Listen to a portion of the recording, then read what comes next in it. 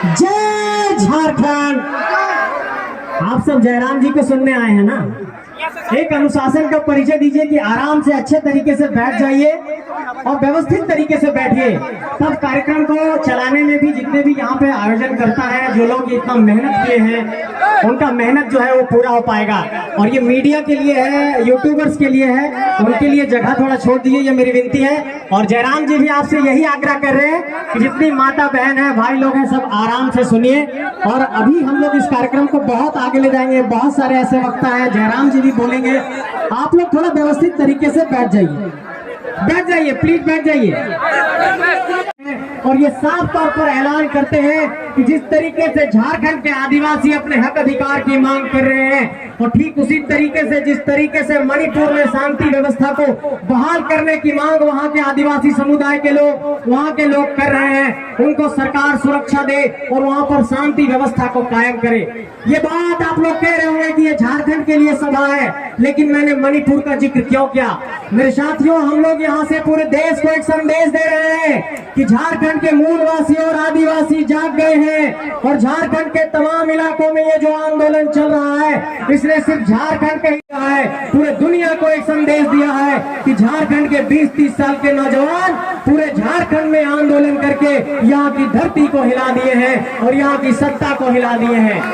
लेकिन मैं ये कहना चाहता हूँ मेरे साथियों, आप लोगों को कुछ बिंदुओं पर गौर करना होगा। जिन बिंदुओं पर हम लोग लड़ाई लड़ रहे हैं, उन बिंदुओं पर आप लोगों पर बारी बारी से एक बात कहना चाहता हूँ कि जिस तरीके से झारखंड में स्थानीय नीति की मांग हम लोगों ने 1932 के आधार पर की है, और आपको याद होगा कि यहाँ पर एक विधेयक का ड्राफ्ट तैयार होकर राज्यपाल के पास भी गया था, लेकिन राज्यपाल ने उसे वापस कर दिया। और झारखंड के 14 सांसद में से किसी भी सांसद ने देश के लोकसभा के भीतर इस बात की आवाज बुलंद नहीं की कि झारखंड में 1932 के आधार पर स्थानीय नीति परिभाषित होनी चाहिए। इसका मतलब इस बात पर भी आपको चिंता करना होगा कि जब हमारा विधेयक बन करके राज्यपाल के पास जाता है, जब 9वीं अनुसूची में हमारे विधेयक को शामिल करने की बात आती है, तो केंद्र सरकार उसे शामिल नहीं करती है। इसका मतलब जितना दोषी यहाँ पर सरकार है, उतना ही दोषी केंद्र की भी सरकार है। किसी एक को दोष नहीं, दोनों के दोष पर हम लोगों का पर्दा हटाना होगा। साथियों, एक बात और आप सबसे कहना चाहते हैं कि ये तो हमारा स्थानीय नीति का बात हुआ, लेकिन हम ये कहना चाहते हैं यहाँ से कि जब नियोजन नीति बनती है तो न्यायालय भी उसे रद्द कर देता है। ये हम कहना चाहते हैं कि झारखंड के 3.25 करोड़ की आबादी नियोजन नीति की मांग कर रही है, स्थानीय नीति की मांग कर रही है, ओबीसी आरक्षण की मांग कर रही है। झारखंड के पूरे देश के 12-15 करोड़ की आबादी सरना धर्म कोड की मांग कर रही है। लेकिन इन सारे बिंदुओं पर आप गौर करेंगे तो सरना धर्म कोड का जो विधेयक था केंद्र में गया, रुक गया। ओबीसी का आरक्षण गया राज्यपाल के पास, राज्यपाल ने वापस कर दिया। 1932 का खतियान गया राज्यपाल के पास, राज्यपाल ने वापस कर दिया। नियोजन नीति गया हाईकोर्ट, हाईकोर्ट ने रद्द कर दिया। इसका मतलब चाहे न्यायपालिका हो, चाहे सरकार हो, चाहे केंद्र सरकार हो, सभी झारखंडियों के हक को मार रहे हैं, और इन सब के खिलाफ आवाज बुलंद करना होगा, तब हमारी लड़ाई कामयाब होगी। और एक बात और कहना चाहते हैं, इन तालियों की गड़गड़ाहट के बीच एक बात का ऐलान करना चाहते हैं कि आवाज अब नहीं रुकेगी। ये आवाज झारखंड के 32,623 गांवों तक पहुंच गई है। ये इनकलाब अब नहीं रुकेगा। ये एक नए इनकलाब की आवाज है। ये झारखंड की धरती को जगाने की आवाज है। ये आवाज अब रुकने वाली नहीं है। लेकिन इस मिर्सा के धरती से एक बात का यहाँ पर आप लोगों को संदेश देना चाहते हैं कि आपको इस पहलू पर गौर करना होगा कि झारखंड के 81 विधानसभा सीटों पर, 14 लोकसभा के सीटों पर झारखंडी माटी के विधायक और सांसद बनाने के लिए आपको संकल्प लेना होगा। और जब तक ये संकल्प नहीं दोहराएंगे, ये धरती पर परिवर्तन नहीं होगा। मेरे साथियों, आप सबसे ये कहना चाहते हैं कि अगर यही धनबाद की धरती पर गौर करते हैं तो यहाँ के सांसद झारखंडी माटी से नहीं है। बगल में हजारीबाग की धरती है, वहाँ के सांसद बक्सर से है। उसके बगल जाकर के चतरा में देखिए, वहाँ के सांसद भी झारखंडी माटी से नहीं है। चतरा के बगल में पलामू जाते हैं, वहाँ के सांसद भी झारखंडी माटी से नहीं है। पलामू से रांची आते हैं तो वहाँ के सांसद राजस्थान से हैं, और जाते हैं संथाल परगना के गोड्डा में तो वहाँ के सांसद आपको भागलपुर दूर से नजर आते हैं। मैं ये सवाल पूछना चाहता हूँ कि क्या ये झारखंडी माटी हमारी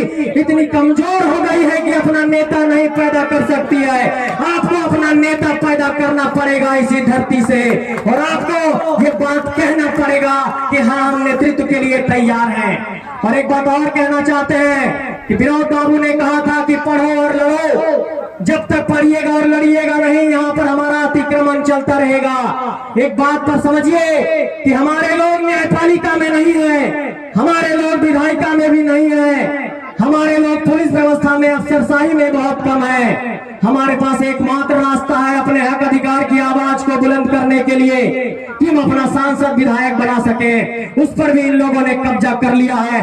कमर में रस्सी बांधिए, पीला गमछा बांधिए और जंग के लिए तैयार हो जाइए। ये झारखंड के हरे गमछे का लाज बचाना है, और इस झारखंड के लाज को बचाने के लिए आप सबको कमर कसना होगा। साथियों, एक बात और कहना चाहते हैं इसी धरती से कि अभी कुछ दिनों पहले आप देखिए, अभी व्हाट्सएप पर घूम रहा है 26 पदों पर 23 पदों पर जो नियुक्ति है वो उत्तर प्रदेश और बिहार के लोगों की हो गई है। हम ये कहना चाहते हैं, इस बात को समझिए कि जेपीएससी और यूपीएससी से जो अफसर चुन करके आएंगे, इस बात की गारंटी नहीं रहती है कि झारखंडी होंगे। तृतीय और चतुर्थ वर्ग की नौकरी में भी हमारे नौजवान नहीं रहेंगे तो कहां जाएंगे? यहाँ पर मैथन डैम में जमीन किसका गया, एमपीएल में जमीन किसका गया, बोकारो में जमीन किसका गया, धनबाद में जमीन किसका गया, हजारीबाग में जमीन किसका गया, कोडरमा में जमीन किसका गया, गोड्डा में जमीन किसका गया? ये सब झारखंडियों की जमीनें गई हैं। और रोजगार देने के नाम पर जब आप जाते हैं एक आवेदन लेकर के कि एक चापरासी को नौकरी दे दीजिए, तो आपके आवेदन को फाड़ दिया जाता है। ये लड़ने की बारी है, ये नौकरी को हासिल करने की बारी है, और जब तक इसके लिए नहीं लड़ेंगे यहाँ पर नौकरी नहीं मिलेगी, और यहाँ पर नौकरी के लिए आप लोगों को संघर्ष करना होगा। साथियों, एक बात और कहना चाहते हैं, जो लोग कहते हैं कि हम लोग सिर्फ प्रॉब्लम की बात करते हैं, समाधान का रास्ता नहीं बता रहे हैं, आज इस मंच से इस बात का ऐलान कर रहे हैं। राजनीतिक सत्ता में बैठे लोग, रांची में बैठे लोग, इस बात को सुनिए कि झारखंड में खतियान आधारित स्थानीय नीति कैसे लागू होगा। लोग कहते हैं कि हम लोग 1932 पर रिजिड हो गए हैं। हम लोगों ने बार बार हर मन से इस बात का ऐलान किया है कि चाहे वो 1908 का सर्वे हो, चाहे 1932 का सर्वे हो, चाहे 1956 का हो, चाहे 1964 का हो, चाहे जिला आधारित अंतिम सर्वे हो, वो स्थानीयता का आधार होगा। हम ये कहना चाहते हैं कि स्थानीयता के अगर नीति बनाने की जब बात आती है, तो अगर नागालैंड के लिए संविधान के 371 अनुच्छेद में विशेष प्रावधान किया गया है, तो क्या झारखंड के लिए नहीं किया जा सकता है? इसलिए हम ये कहना चाहते हैं कि दबाव बनाना होगा सेंट्रल गवर्नमेंट पर भी। और जब आज जयराम भाई कहते हैं कि 14 सांसद बना करके दिल्ली भेजना होगा, वो करना होगा आपको, तभी हक मिलेगा, तभी देश के सबसे बड़े पंचायत में आवाज बुलंद होगी। और देश के सबसे बड़े पंचायत में जब तक ये आवाज नहीं बुलंद होगी, तो आप लोग ये सोचते होंगे कि हम लोग सिर्फ झारखंड में विधायक बना करके अपना हक हासिल कर लेंगे, तो ये नहीं हो पाएगा। क्योंकि उन लोगों को ये जवाब देना होगा कि जिन 14 लोगों को हम लोगों ने भेजा, उन लोगों ने झारखंडियों के आधार पर, झारखंडियों के हक अधिकार के लिए कितना वहां पर सवाल उठाया है। और देश के प्रधानमंत्री से भी एक सवाल है कि जो झारखंड 40% खनिज देता है, और जो हमारे भाई कहते हैं कि मैं पूछना चाहता हूं कि 9 सालों में क्या सेंट्रल गवर्नमेंट ने झारखंड के ऊपर कोई एक कैबिनेट बैठाई?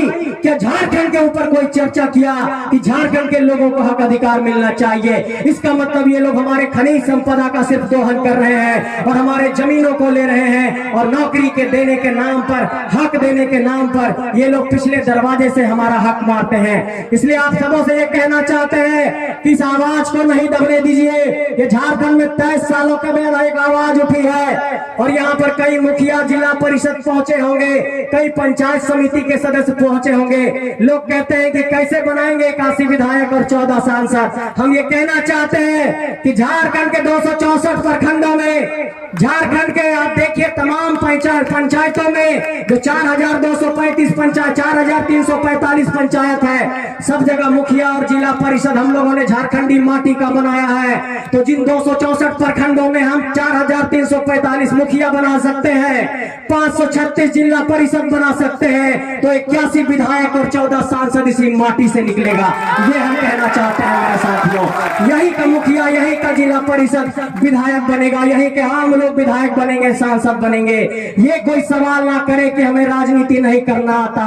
अरे आप लोगों के पास करोड़ों करोड़ की संपत्ति है, लेकिन हम लोगों ने 2 रुपया और 5 रुपया इकट्ठा करके पूरे झारखंड को जगा दिया है। और ये लोग अब सोच रहे हैं कि इस आंदोलन को कैसे दबाया जाए, और एक आरोप लगाते हैं कि ये आंदोलन तो सिर्फ महतो लोगों का आंदोलन है, सिर्फ बोकारो और धनबाद में है। संजय मेहता कैसे आ गया, कृष्णा यादव कैसे आ गए, फरजान भाई कैसे आ गए, मनोज यादव कैसे आए, ऐसे जो तमाम लोग यहाँ पर हैं वो लोग कैसे पहुंचे इस आंदोलन में। ये आंदोलन पूरे झारखंडियों का आंदोलन है। जो लोग ये आरोप लगाते हैं कि ये किसी जाति का आंदोलन है, वो हमसे डर गए हैं। और उनको हम ये बताना चाहते हैं कि ये झारखंड में नए इनकलाब की आवाज है, और ये इनकलाब की आवाज अब नहीं रुकेगी।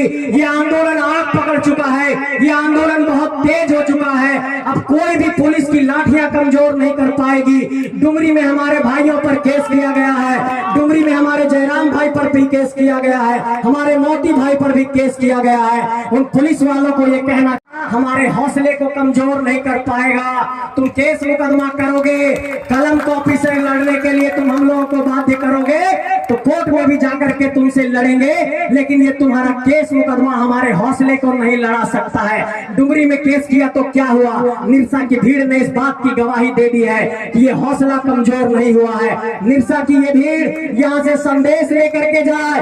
आज रात जब कमरे में आप लोग सोने जाएंगे, जब तकिया पर अपना माथा रखेंगे, तो इस बात पर गौर करिएगा कि 200 किलोमीटर से चल करके कोई भाई आया और इस बात को कह रहा था बरी की धरती से आकर के कि झारखंड की धरती को बचाना है। और जब 2024 में अपने बूथ के कमरे से निकलिएगा तो नीली स्याही यहाँ पर जेबी केसेस के नाम पर लगाइएगा। ये ऐलान भी यहाँ से करना चाहते हैं। ये सिर्फ बदलाव की एक तरीके से कहिए आहट है, और इस आहट को कोई नहीं रोक पा रहा है। झारखंड के तमाम थाने फेल हो गए हैं, तमाम एसडीओ बीडीओ सीओ सब फेल हो गया है। ये आंदोलन अब नहीं रुकेगा, ये आंदोलन मुकाम तक जाएगा। देश के सबसे बड़े पंचायत तक अपना प्रतिनिधि भेजेंगे, रांची राजधानी में अपना प्रतिनिधि भेजेंगे, और ये जीत का जो झंडा है पीला रंग करके, इसको पारसनाथ की पहाड़ी पर जाकर के लहराएंगे, तभी हम लोग चुप बैठेंगे। ऐसे चुप नहीं बैठने वाले हैं। आप सबको बहुत बहुत जोहार, बहुत बहुत आभार। एक बार जोर से नारा लगाइए, जय झारखंड, जय झारखंड। तैयार है बदलाव को? नहीं, तैयार है बदलाव को? जोर से बोलिए। साथ देंगे इस आंदोलन का, पीछे नहीं मुड़ेंगे ना, पुलिस की लाठियों से नहीं डरेंगे ना, आंदोलन गांव गांव तक लेकर के जाएंगे। आप लोग ये बात बताइए कि क्या 2024 में हमारे भाई मुख्यमंत्री बनने चाहिए? जोर से बोलिए, जय झारखंड, जय झारखंड। आंदोलन को गांव गांव लेकर